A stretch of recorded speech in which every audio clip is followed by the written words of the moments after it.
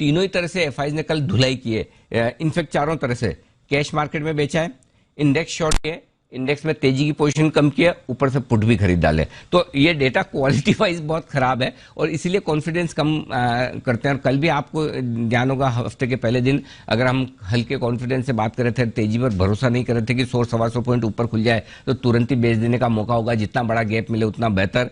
उसका कारण ही यही कि अगर आपके पास एफआईज के डेटा ऐसे हैं जिनकी क्वालिटी खराब है तो फिर मुश्किल है। फंड्स का डेटा समझना था सर आपसे, क्योंकि फिर से एक बिकवाली आई है कैश में एफआईज, और डीआईज भी लगातार बिकवाली कर रहे हैं। जो एक ट्रेंड दिखता था कि डीआईज शायद कभी जब एफआईज की भारी बिकवाली होती तो डीआईज सपोर्ट कर लेते थे, वो ट्रेंड क्यों नहीं दिख रहा है इस बार सर? पैसे ही नहीं है तो क्या, कहां से करेंगे दीप? पैसे तो होने चाहिए ना खरीदने के लिए, उधार लेके तो खरीदेंगे नहीं।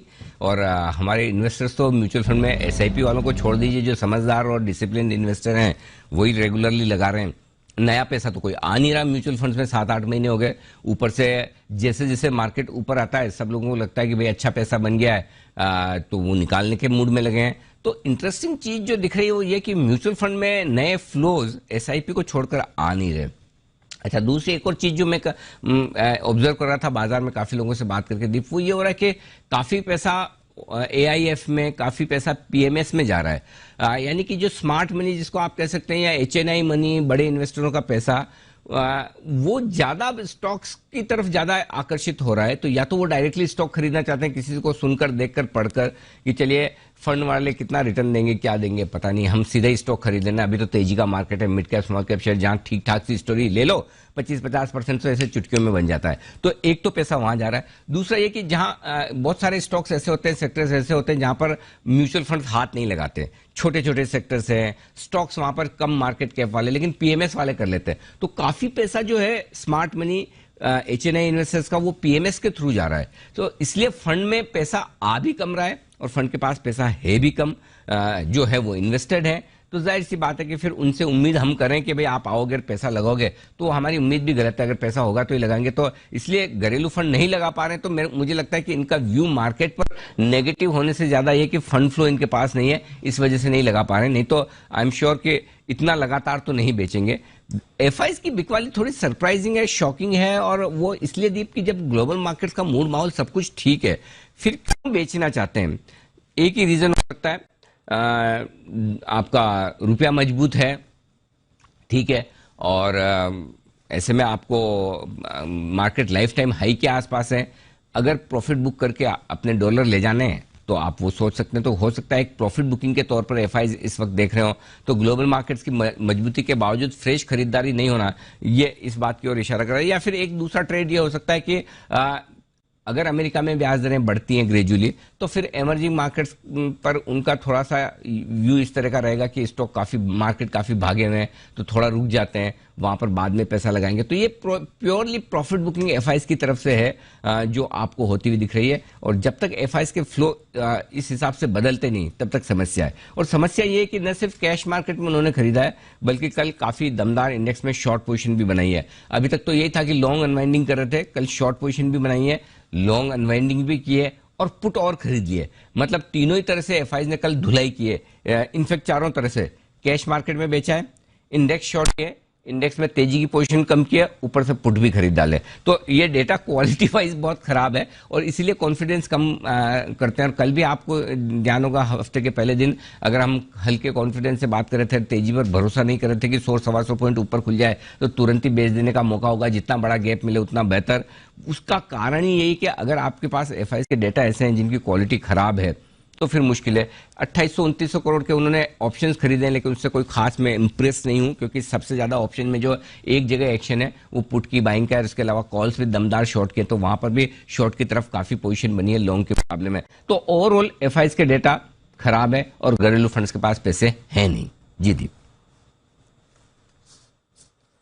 बिल्कुल, तो बाजार को सहारा देने के लिए इस समय कॉन्फिडेंस थोड़ा कम आते हुए दिख रहा है। अनिल जी, इतने बड़ा क्यूज आ रहे हैं ग्लोबल मार्केट से, इसका फाइनली फायदा हमारे बाजार को कब आते हुए दिखेगा? क्या फाइनली भारतीय बाजार भी थोड़ा आज पॉजिटिव एक्शन दिखा सकते हैं या फिर से वही रेंज में रहेंगे? अब तो फायदा इतना ही समझ लो दीप कि जो मजबूत ग्लोबल संकेत आ रहे हैं इसी के दम पर हम कम गिर रहे हैं या फिर गिरने के बाद रिकवर हो रहे हैं। नहीं तो शायद अगर सोचे कि अमेरिका के बाजार और खराब होते तो क्या होता। फिलहाल बात यही है कि पिछले 2 सेशन से 3 सेशन से अगर आप देखें तो भारतीय बाजार ग्लोबल संकेतों पर ट्रेड कर नहीं रहे हैं। न हमें बॉन्ड यील्ड्स की चिंता है, न हमें डाउ के ऊपर नीचे होने की। अगर हमें चिंता है और हमारे लिए कोई एक बड़ा ट्रिगर है तो वो इस वक्त के फ्लोज जो एफआईज की तरफ से बिकवाली के हैं, घरेलू फंड्स की तरफ से बिकवाली के हैं, और यही एकमात्र वजह है कि भारतीय बाजारों को ऊपरी स्तरों पर टिके रहने में मुश्किल आ रही है।